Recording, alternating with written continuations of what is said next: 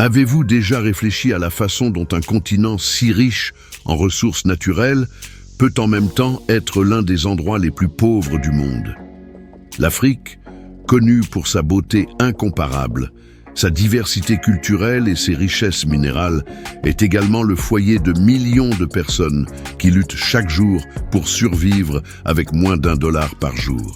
Cette apparente contradiction nous amène à une question essentielle. Qu'est-ce qui empêche le développement de l'Afrique? Dans cette vidéo, nous allons plonger dans une étude fascinante menée par des économistes du MIT qui ont cherché à comprendre les causes profondes de cette réalité. Mais nous le ferons d'une manière qui relie les chiffres et les analyses à des histoires réelles, qui nous aident à voir les implications humaines derrière les données. Car au final, comprendre les défis économiques de l'Afrique nous pousse également à réfléchir à la manière dont nos propres économies sont interconnectées. Restez avec nous jusqu'à la fin de cette vidéo.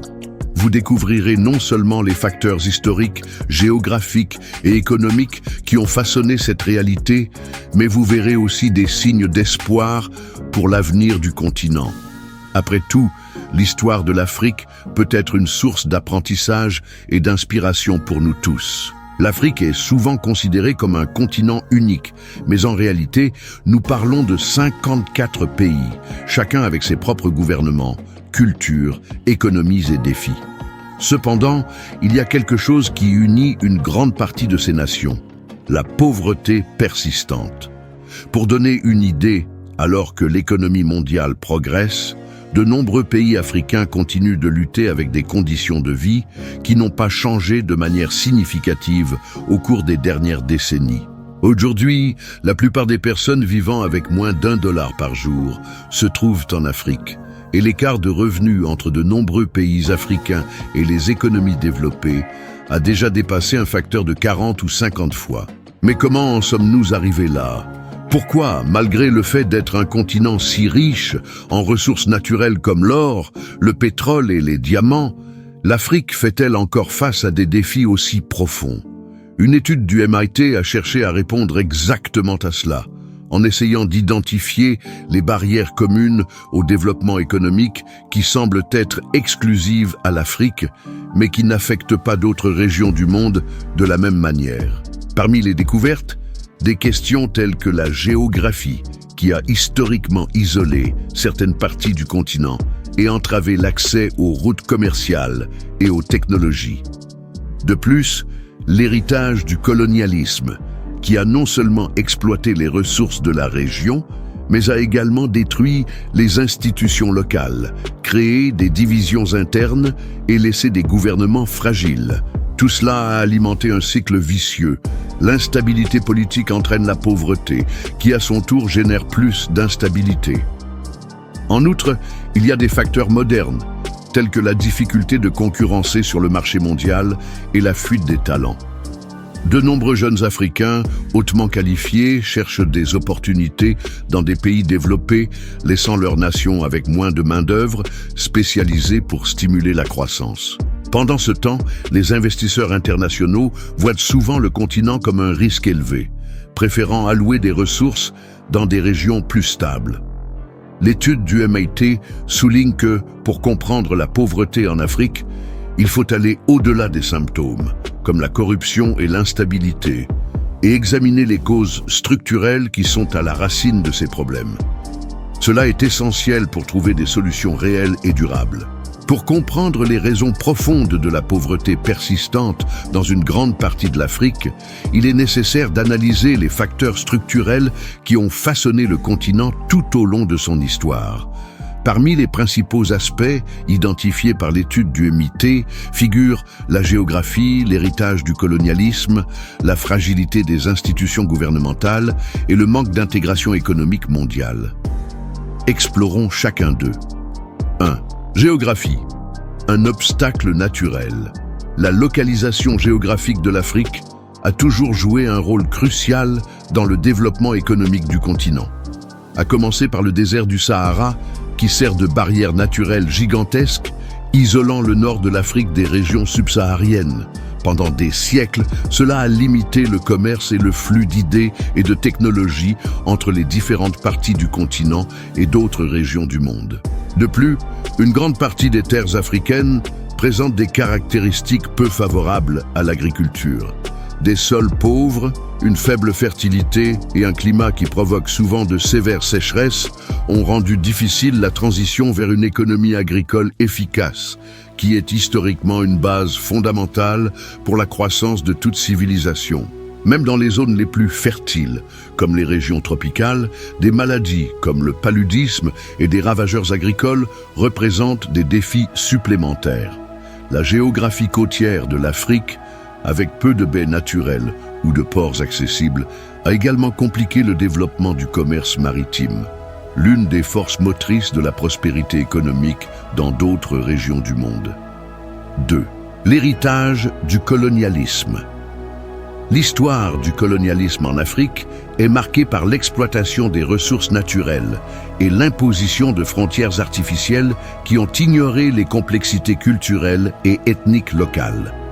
Lorsque les puissances coloniales ont quitté le continent, elles ont emporté avec elles l'infrastructure administrative et éducative, laissant des gouvernements mal équipés pour gérer des nations indépendantes. Ces frontières tracées de manière arbitraire ont également créé des divisions internes, mettant divers groupes ethniques en concurrence pour le pouvoir politique et les ressources.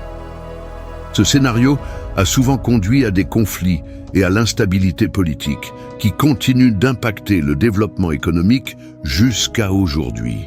De plus, les économies africaines ont été façonnées pour servir les intérêts des puissances coloniales, axées sur l'extraction de matières premières plutôt que sur le développement d'industries locales.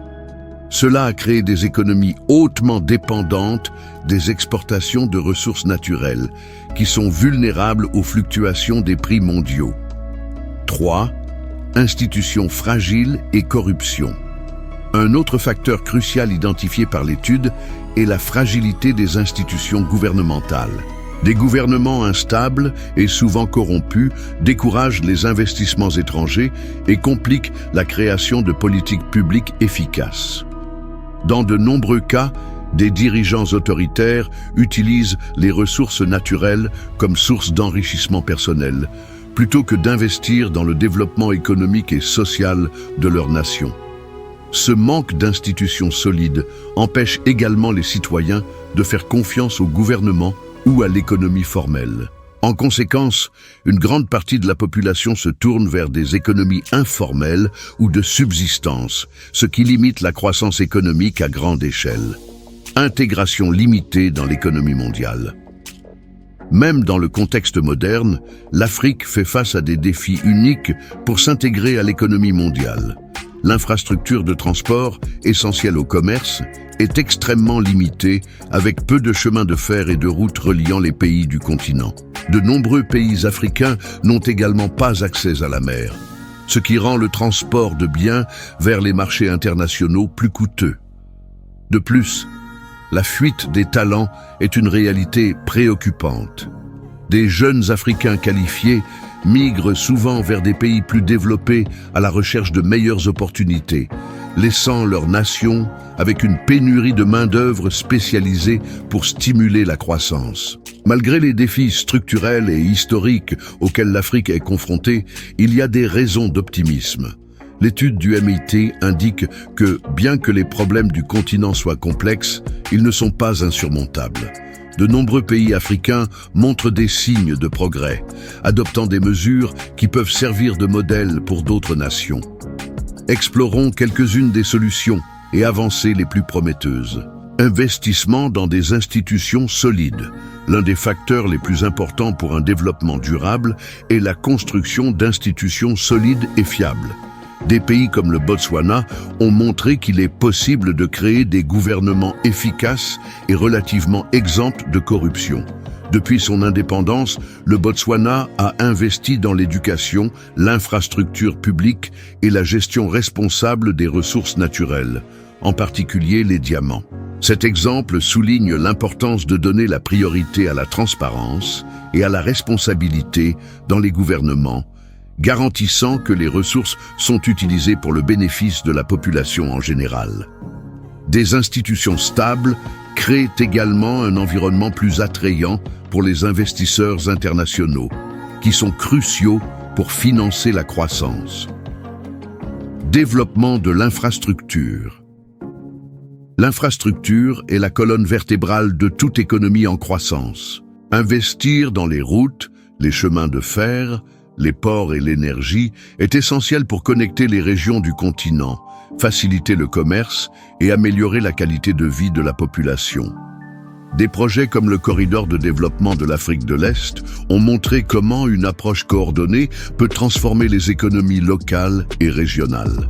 De plus, les nouveaux partenariats avec des pays comme la Chine, qui financent des projets d'infrastructure à grande échelle, aident à surmonter certaines des limitations historiques qui ont empêché le développement du continent. Éducation et formation. L'éducation est l'un des plus grands moteurs du progrès économique. Investir dans l'éducation de base et supérieure et dans la formation technique permet à davantage de personnes de participer à l'économie formelle et de développer des compétences qui répondent aux demandes du marché mondial. Des programmes qui promeuvent l'entrepreneuriat sont également fondamentaux. Former les jeunes Africains à créer et à diriger des entreprises locales réduit la dépendance aux investissements externes et favorise un cycle vertueux de croissance économique. Intégration régionale. Bien que l'Afrique soit composée de 54 pays, l'intégration économique régionale a un immense potentiel pour stimuler la croissance. Des initiatives telles que la zone de libre-échange continentale africaine, AFCFTA, visent à créer le plus grand marché de libre-échange du monde, permettant aux pays africains de négocier entre eux de manière plus efficace et de réduire leur dépendance à l'égard des marchés extérieurs.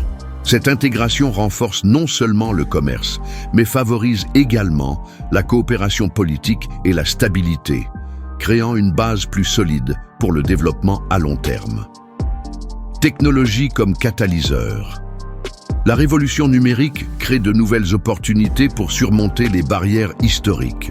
La croissance de l'accès à Internet et l'adoption de technologies telles que les paiements numériques transforment des secteurs comme le commerce et les services financiers. Des startups africaines innovent dans des domaines tels que la fintech, l'agriculture intelligente et la santé numérique, démontrant l'immense potentiel du continent. Bien que les défis du passé jettent encore une ombre sur le présent, l'histoire nous montre que des changements sont possibles. Il y a seulement quelques décennies, une grande partie de l'Asie faisait face à des difficultés économiques similaires à celles de l'Afrique aujourd'hui. Cependant, avec des investissements stratégiques dans l'éducation, l'infrastructure et la gouvernance, de nombreux pays asiatiques se sont transformés en puissance économique. L'Afrique a le même potentiel. Le succès économique tend à générer plus de succès, et de petites victoires peuvent déclencher des changements plus importants. En tant qu'individu, il est de notre devoir de voir cette histoire non pas avec pessimisme, mais avec la conviction que le progrès est réalisable, même dans les scénarios les plus difficiles. L'Afrique est un continent rempli de défis, mais aussi de possibilités. Comme nous l'avons vu, les difficultés rencontrées au cours de l'histoire ne définissent pas l'avenir. Des avancées sont en cours et le potentiel de transformer le continent en une histoire de succès économique est immense. Cependant, pour que cela se produise, il est crucial de comprendre le contexte historique et les facteurs structurels qui continuent d'affecter ces nations. Maintenant, si vous êtes intrigué par les facteurs que nous avons discutés dans cette vidéo, il y a une histoire encore plus impressionnante que vous devez connaître. Saviez-vous que la plus grande économie d'Afrique a perdu 50% de son PIB en quelques années? C'est le cas du Nigeria, un pays avec un immense potentiel, mais qui a fait face à des défis dévastateurs qui ont presque fait s'effondrer son économie. Cliquez sur la vidéo « La chute de la plus grande économie d'Afrique, comment le Nigeria a perdu 50% de son PIB » pour comprendre les erreurs et les leçons de cette histoire surprenante. Après tout, Comprendre ces événements peut nous aider à voir comment les défis d'aujourd'hui peuvent se transformer en opportunités de demain. Laissez votre commentaire ci-dessous en disant ce que vous pensez être le plus urgent pour le développement de l'Afrique. Je veux connaître votre opinion. Et bien sûr, si vous avez aimé la vidéo, n'oubliez pas de liker, de vous abonner à la chaîne et d'activer la cloche pour ne pas manquer les prochains contenus. Merci beaucoup d'avoir regardé et à bientôt dans la prochaine vidéo.